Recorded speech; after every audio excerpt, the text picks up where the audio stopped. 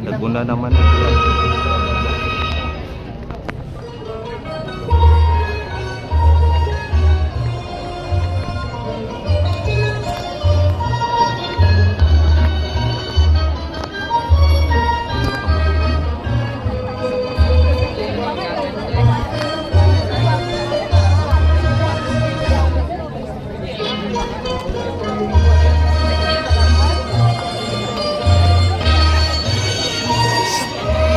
Wah, dia nak bitai. Wah, dia nak bitai.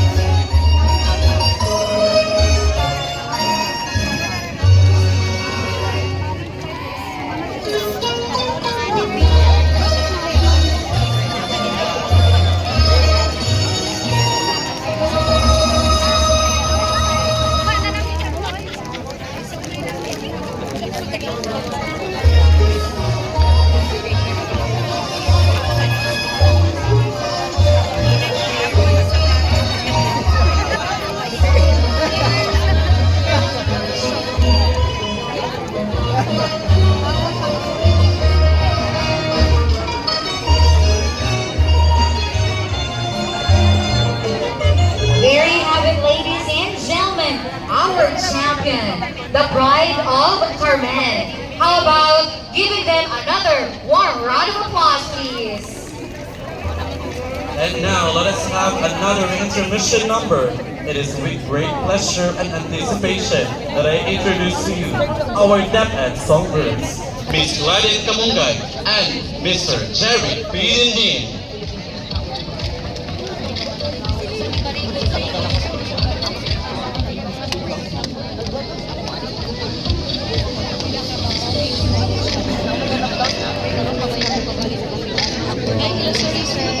I can mistakenly.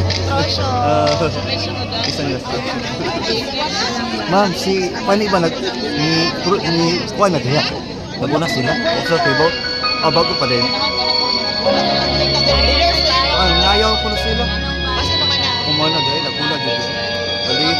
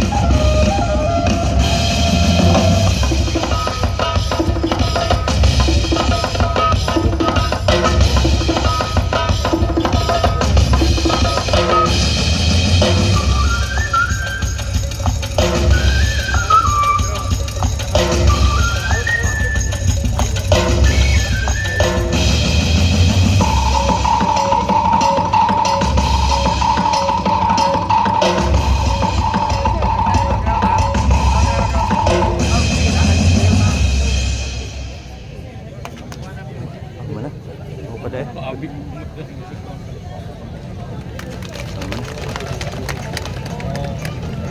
Thank you so much, CTU Sinamayan Dancer, with their advisor, Ms. Marian C. Batikin, the chairperson of CTU Culture and Arts. And could inspire us, all of us, to be heroes in our own little way.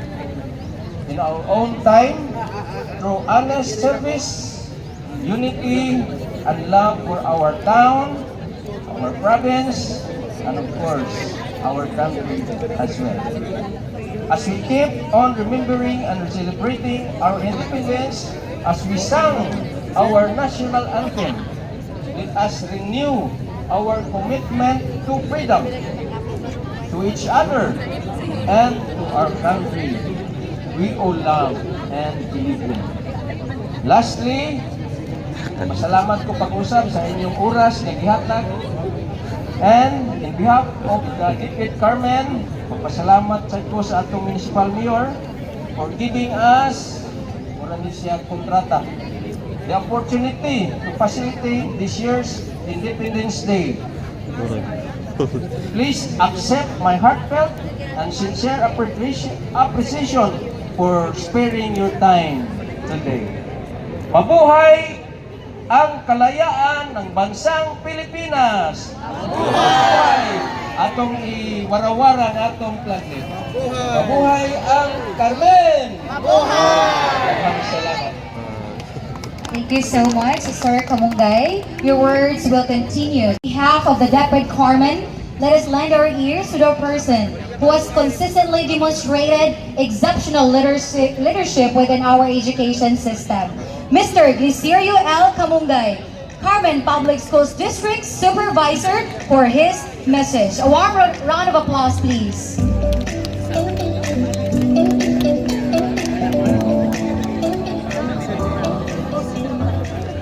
Mayong buntag sa tanan. Mabuhay ang Pilipinas! Unas tanan, magpasalamat ta sa atong municipal mayor, ng atong pugutan, aktibo nga mayor, Honorable Carlo T. Villamor, sa atong SB member, atong mga konsyales nga naa sa atong naglinya, upanan sa atong vice mayor, si Vice Mayor Gerard Villamor, ang atong mga department heads, section heads, natong mga kauban sa buhat from the academy, natong mga private schools, of course, alipay na usab kita na nitambong natong mga partner, especially natong CTO Carmen, si headed by our director, Dr. Ilano, atong tagaan masipagpakpak, natong mga barangay officials, mga giningana, mga kabataan, mga siya karon, mag-usap, malipayong adlaw natong tanan. Kunya, sige pa ko mo sugod, mangayo kong sipa kay pakpak para natong tanan. Ganong sipa. Ganong sipa. Happy Independence. Anyway, This day. mga neighbor, Happy Independence Day.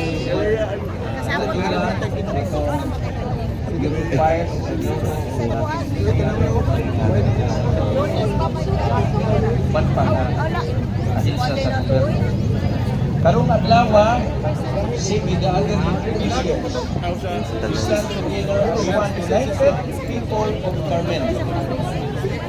As we commemorate the 127th Independence Day of our beloved country, ang atong pinangga ng Pilipinas. This year's May I call in Mr. Engineer Roger B. Suico, the Municipal Disaster Risk Reduction Management Officer. A big hand, please.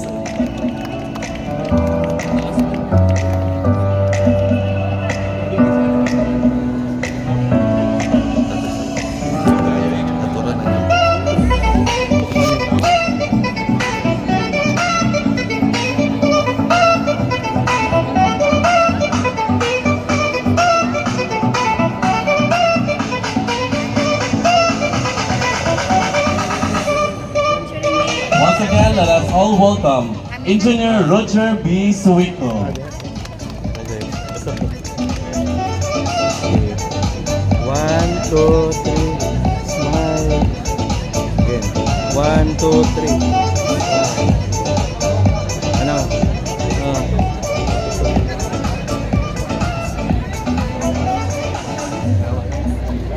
Kana?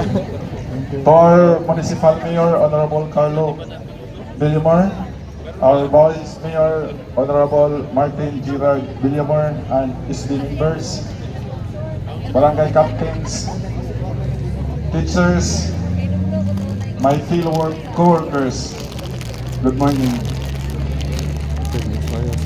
So, thank you for this morning activity and thank you for your participation.